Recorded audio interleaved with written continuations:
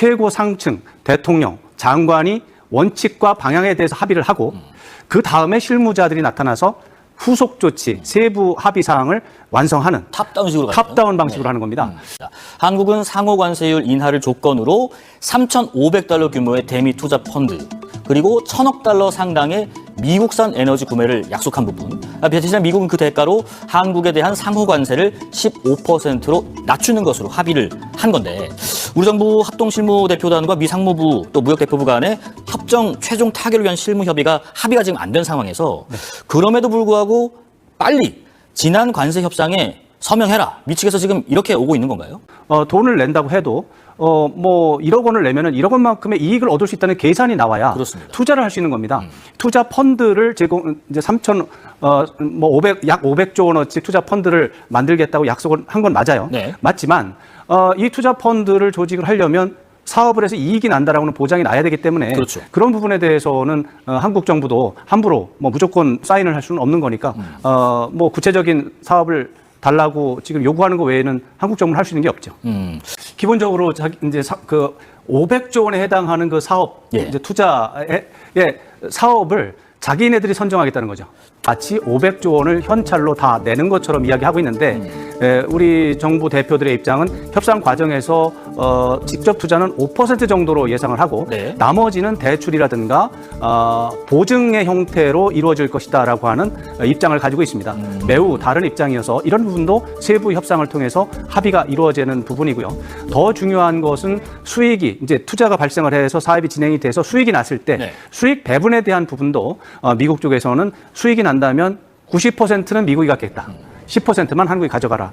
이렇게 이야기하고 있을 때 우리 정부 입장에서는 이런 불리한 조건으로 투자 펀드에 참여하는 사람을 모집할 수 있을지 불안하죠. 그렇죠. 이런 부분에 대해서 미국과 더 협의가 필요하다라는 입장이니까. 드릴게요. 러트닉 장관이요. 특히 일본과의 협정 체결도 언급을 했는데 일본의 5,500억 달러 투자 방식을 LNG 송유관 건설 프로젝트 예를 들어서 설명을 했습니다. 그러니까 일본 측이 돈을 보내서 미국이 파이프라인을 짓게 되면 일본은 투자금, 그러니까 이제 5,500억 원을 회수할 때까지는 미국과 일본이 50대 50, 5대 5로 수익을 배분하는데 투자금을 모두 회수한 뒤에는 미국이 5대 5가 아니라 9대 1, 90%를 가져간다는 것이거든요.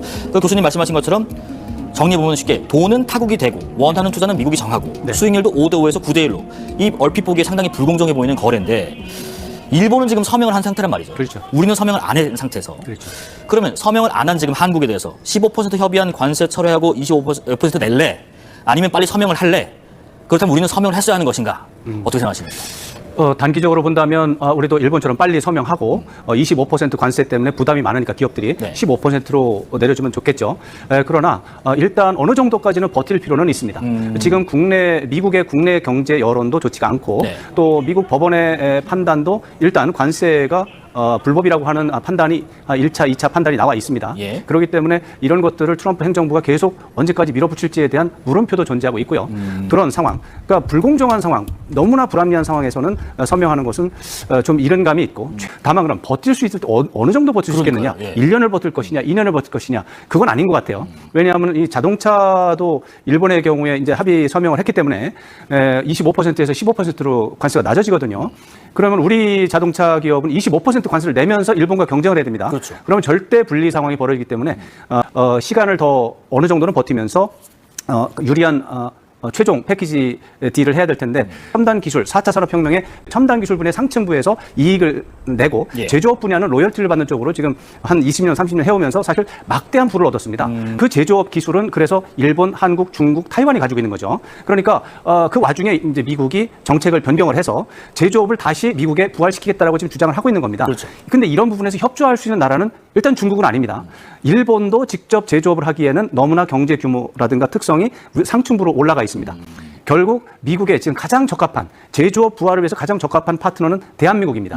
이런 부분에 있어서 미국도 좋고 한국도 좋은 그 제조업 부활에 실질적으로 유리한 분야를 조금 더 꼼꼼하게 살피고 해서 조선업 분야와 원전 분야가 있지만 반도체 분야를 포함해서 더 많이 개발을 한다면 뭐 10개, 20개 이상의 분야를 찾아낼 수가 있고 그러한 제조업 부활에 우리가 참여하는 형태라면 사실은 우리가 500조를 투자를 해도 네. 손해를 안 봅니다. 왜 500조 이상을 얻어낼 수 있기 때문에요. 그렇겠죠. 그리고 대한민국이 지금 산업 구조에서도 가장 중요한 것은 4차 산업혁명과 관련해서 첨단 기술을 확보하는 것입니다.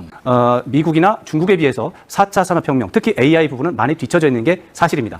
이런 때 미국과 협력을 통해서 AI 부분을 포함한 4차 산업혁명에서 서로 협조하고 이걸 제조업과 연결시켜 줄 수 있다면 좋은 방안이 있거든요. 이런 것을 할 수 있는 유일한 파트너입니다. 그러니까 급하게 미국의 압박에 굴복하기보다는 우리가 줄 수 있는 또 미국이 얻을 수 있는 기회를 이렇게 패키지를 만들어서 예. 더 큰 틀에서 하고 또 대한민국과 미국은 70년 넘는 동맹 관계입니다.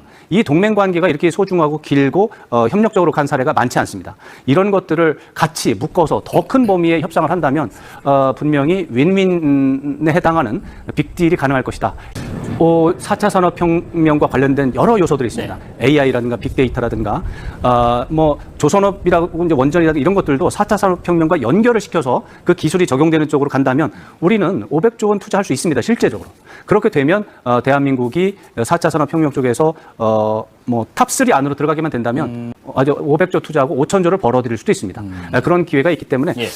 그쪽 부분, 4차 산업혁명 부분에서 기술을 같이 공유할 수 있는 부분. 그리고 한 가지만 더 한다면 미국에 이제 빅테크 기업들이 많지 않습니까? 네. 애플이라든지 이런 기업들과 같이 협력해서 글로벌 경영의 선두주자로서 노하우를 같이 공유할 수 있다면 할 수 있죠. 충분히 할 수 있죠.